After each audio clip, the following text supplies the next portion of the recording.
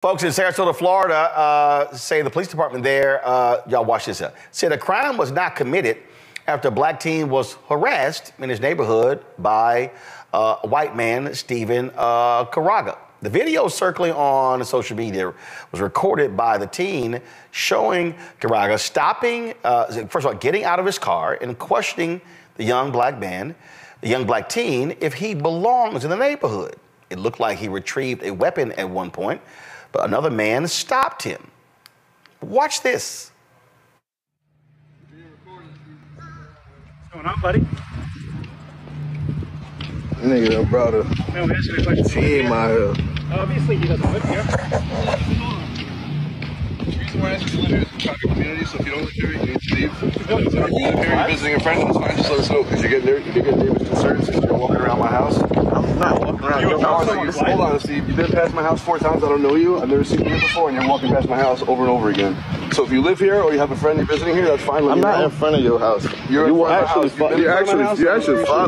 following me. You went up the wrong way. We're just asking a question. You live out here?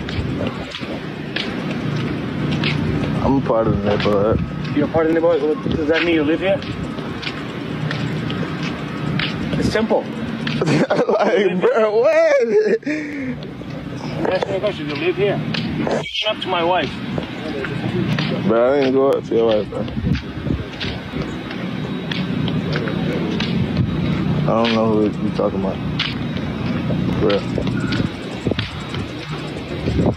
And I think I can walk around my neighborhood. If you live here. Yeah, so you live here. What? You live here?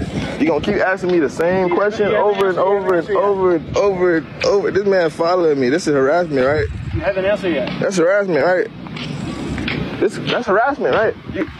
I think what you did to my wife, yes. Look. You followed it. You did to my wife, You yes. read it up.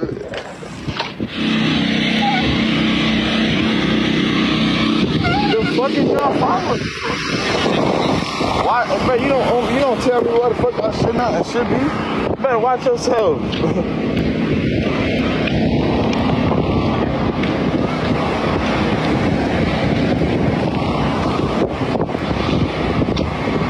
Fuck. I don't even want to, like, I can't even be comfortable because look at this shit. Then y'all coming up the block way for people, they trying to walk and shit with their kids. These people out here following me and shit. This ain't weird. This ain't, look at the neighborhood creepers. The neighborhood creepers. Damn, what the fuck? This Buddy, look at Buddy, he's still creeping. Steve. No, Steve. What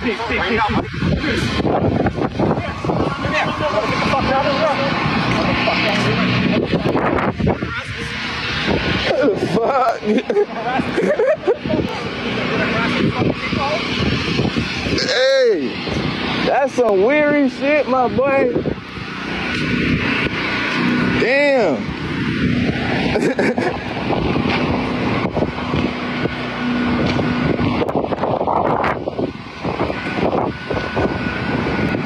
Yeah, they ran this bitch out to create problems and shit.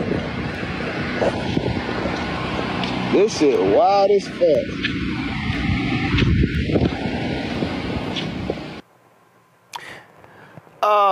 Gavin, do you know how many times white folks have walked in my neighborhood and I don't pay their ass no mind? I don't even pay attention. This is what we're talking about. This is absolutely walking while black. We've come up with another verb that we can add to the list of things that black men have gotten harassed or in some cases killed for doing. Driving, sleeping, listening to music, having a mental health crisis, and now walking. We've seen black men get harassed or killed or hurt doing all of those things. And I'm grateful that this young man here escaped with his life and was not physically harmed, because we should recognize that in Florida, there is a stand your ground law with no duty to retreat, meaning that that man who's been following him and harassing him could have pulled out a gun and killed this young man here and argued. No, actually he did. So this man's name is Stephen Carega. He's all over social media. He actually did. You might have seen right in the video where he was walking and the guy jumps out and a neighbor stops him. He literally stops him. In fact, someone enhanced the video. Give me a second. So, yeah, he was going to shoot. He was going. So let's see here. Let me pull it back. So watch this. See right here. Come on. Come on, guys. You see this?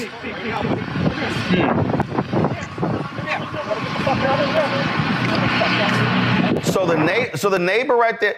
And so this guy, the neighbor in the green stopped him. He actually grabbed the gun. Obviously, he doesn't live here. And you hear them saying, obviously he doesn't live here. This is our reality, Mustafa. You can't even be black and take a walk. This is South Africa. This is Elon Musk apartheid. Show your papers. Prove to us that you live here because this is our neighborhood and we don't know you. Listen, man, hey, it's 8 houses on my block. I don't know who the hell in 7 of them. And I don't even care. I had a neighbor, Mustafa, stop by, said, welcome to the neighborhood. I didn't even want to talk to him. I mean, I feel you. I mean, and I know we jest, but this is also deadly serious, right? This is the same way that Trayvon Martin on February 26, 2012, there in Sanford, Florida, lost his life by someone thinking that they had the privilege to be able to stop him from being able to move throughout his community, his family's community. But because they made the assumption that there is no way that you could afford to live in this community or that you have the right to be in this community, then they think that they can regulate it. It's the same way that our dear brother Ahmaud Arbery also, while he was jogging through a community and people made the assumption that he had no right to be there and decided to take action against him and take his life. That's why this is deadly serious. Yep. Is because when these situations move forward in relationship to us, we are never given the benefit of the doubt. They move straight to very forceful or life-taking sets of action. So that's why we have to make sure that we understand the seriousness of these situations, the seriousness when we got 400 million guns in this country and someone can just walk to their car and pull it out because they decide that you don't belong in a space. And that's why you got to have a Department of Justice that when they see these types of things, when you have the folks who are there in the legal system who are not doing the right thing, how is that not harassment? If you've been to the first year of law school, you don't even have to go to your first year of law school to understand what the definition of harassment is. But yet didn't want to have any charges or didn't want to have to pull these people in. We've got to realize that these things, yeah, they can be humorous when we understand the totality of certain things that we've been through, but there is also a deadly seriousness for black men and black women when it comes to people making decisions about where we should and shouldn't be, and if they have the right to take our lives, because there are laws on the books that say stand your ground. But the only time stand your ground ever really comes into play is when black and brown people are the ones that are on the end of that bullet. Randy, these people are truly insane. These people actually think they can do what the hell they want, when they want, and you walk past my house 4 times. Well, hell, if I'm out walking, and if I'm walking a mile or 2 or 3 miles, it's a good bet I'm gonna have to pass your house multiple times. Well, they think that America is theirs. And as black Americans, right, we are always... And it seems like you gotta comply. Your ass ain't even a cop. Well, if it's yours, right? You feel as if anyone who is a stranger or that you don't trust, you can, make us or try to make us justify our existence. That is the exhausting part. This is supposed to be our home. We helped build this country. And yet we are oftentimes under the pressure to justify our mere existence for merely existing. And I really, when I lived in a neighborhood that was in California, in Marin County, that was very, very white. We had a neighborhood app. A lot of people are on this app, and they would say, I saw someone strange walking around the neighborhood. They would send out the alerts. And of course, it was always a person of color that they were referencing. My sons were 2 basketball players. I put pictures. I felt compelled because I was so fearful for my children after seeing tragedies like Trayvon Martin. I posted pictures of my children on the site and said, these are my sons. We live in this neighborhood. They are supposed to be here, because I was so frightened by the neighborhood chatter that I would see all the time, anyone that they deemed suspicious being in the neighborhood. So when you're in a country that a certain group of people think is theirs, and that they have the right to question anybody else, it is scary. And so when I watched this young man, and he's laughing, but to me it seemed like a nervous laughter.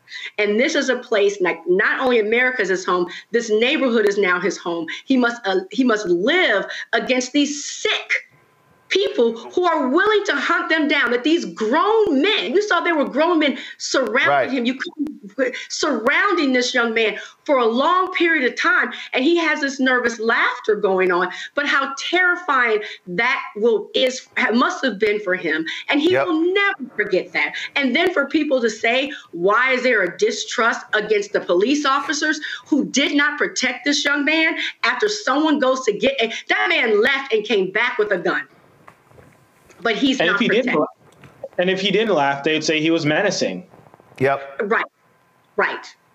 They said we were dead. Detroit waving the white flag, the city filing for bankruptcy. That our best days were behind us. That living here is like living in hell. But you know what we said? We said, F that. We rebuilt ourselves. We looked out for each other, got our hands dirty, and put in the hard work. And this guy, he don't know anything about that. We are a city of winners, of up-and-comers, of builders, the Motor City.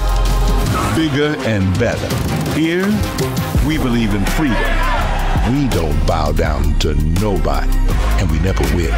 And so what Donald Trump doesn't understand, or care to learn, is that when he said, our whole country will end up being like Detroit if she's your president, that he should be so goddamn lucky. I'm Kamala Harris, and I approve this message.